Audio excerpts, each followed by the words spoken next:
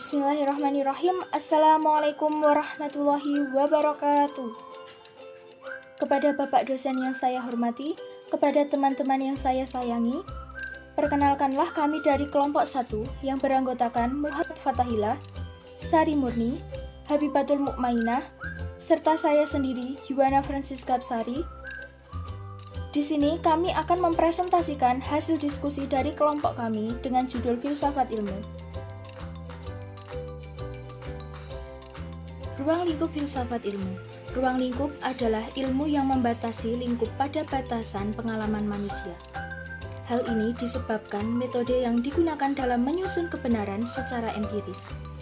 Secara ontologis, memiliki arti ilmu membatasi diri pada pengkajian yang berada dalam lingkup pengalaman manusia. Ruang lingkup filsafat ilmu terutama diarahkan pada komponen-komponen yang menjadi tiang penyangga bagi eksistensi ilmu, itu ontologi, epistemologi, dan aksiologi.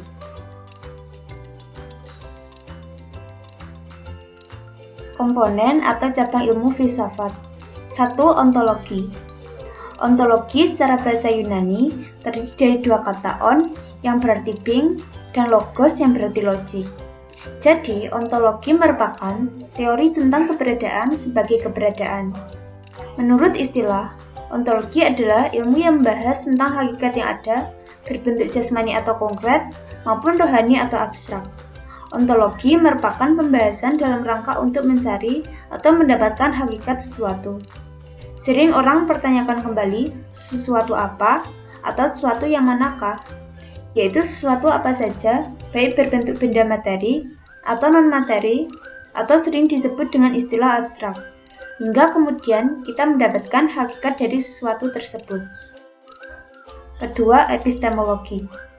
Epistemologi adalah cara mendapatkan pengetahuan yang benar, karena epistemologi itu adalah teori pengetahuan, tidak lain dan tidak bukan, merupakan kelanjutan yang tak terpisahkan dari ontologi seperti yang telah dijelaskan di atas.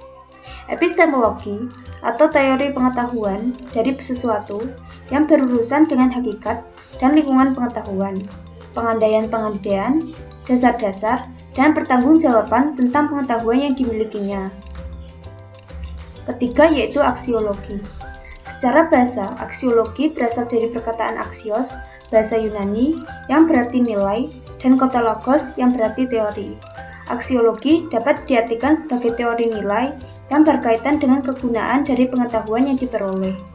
Aksiologi ini melahirkan dua cabang filsafat yang kelak akan menjadi salah satu cabang induk suatu pengetahuan, yaitu etika dan estetika.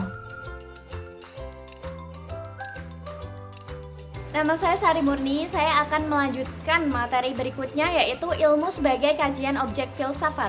Pada hal ini, filsafat mempunyai dua objek kajian yaitu objek material dan objek formal. Objek material yaitu hal atau bahan yang diselidiki atau hal yang dijadikan sasaran penyelidikan atau segala sesuatu yang ada. Kata ada di sini mempunyai tiga pengertian yaitu ada dalam kenyataan, pikiran, dan kemungkinan. Pengertian lain dari objek material adalah segala sesuatu yang menjadi masalah filsafat, segala sesuatu yang dimasalahkan oleh dalam filsafat. Terdapat tiga persoalan pokok antara lain hakikat Tuhan, hakikat alam, dan hakikat manusia. Kemudian ada objek formal. Objek formal yaitu sudut pandang atau point of view dari mana hal atau bahan tersebut dipandang. Objek formal filsafat adalah menyeluruh secara umum.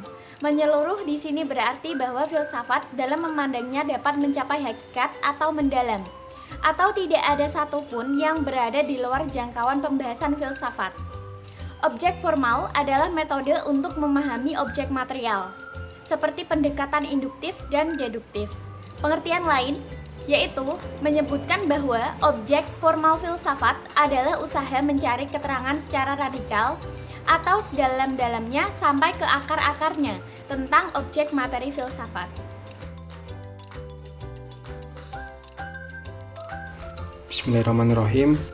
Jadi saya akan melanjutkan yang berikutnya yaitu ada ilmu pengetahuan dan pengetahuan. Jadi pengetahuan itu merupakan sesuatu yang terjadi dalam diri manusia yang diperoleh dari hasil pencarian manusia itu sendiri.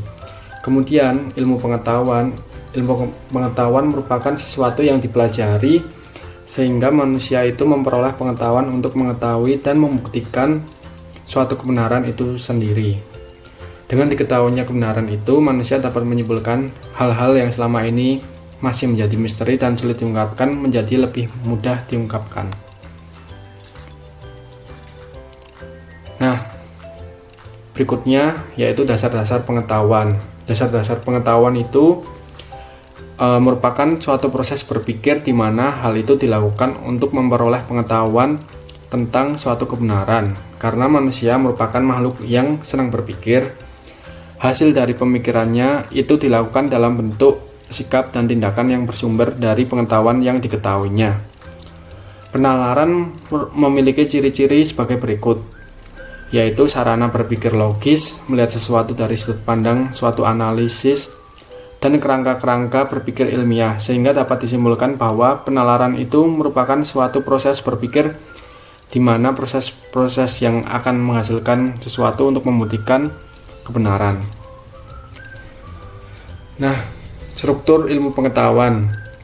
Ada beberapa macam struktur ilmu pengetahuan, diantaranya ada metode ilmiah seperti yang digunakan pada penelitian dan lain sebagainya, ada teori, terus ada hipotesis atau hipotesa, terus ada logika, ada data informasi, ada pembuktian, dan yang terakhir ada paradigma. Jadi ilmu pengetahuan itu lebih terstruktur daripada pengetahuan itu sendiri, karena ilmu pengetahuan itu memiliki dasar-dasar data atau analisis sebelumnya, berbeda dengan pengetahuan itu sendiri. Demikian presentasi dari kelompok 1. Terima kasih teman-teman sudah mendengarkan. Dan jika ada pertanyaan bisa menghubungi kami melalui kolom komentar atau melalui WA pribadi. Sekian dari kami, kurang lebihnya mohon maaf. Wassalamualaikum warahmatullahi wabarakatuh.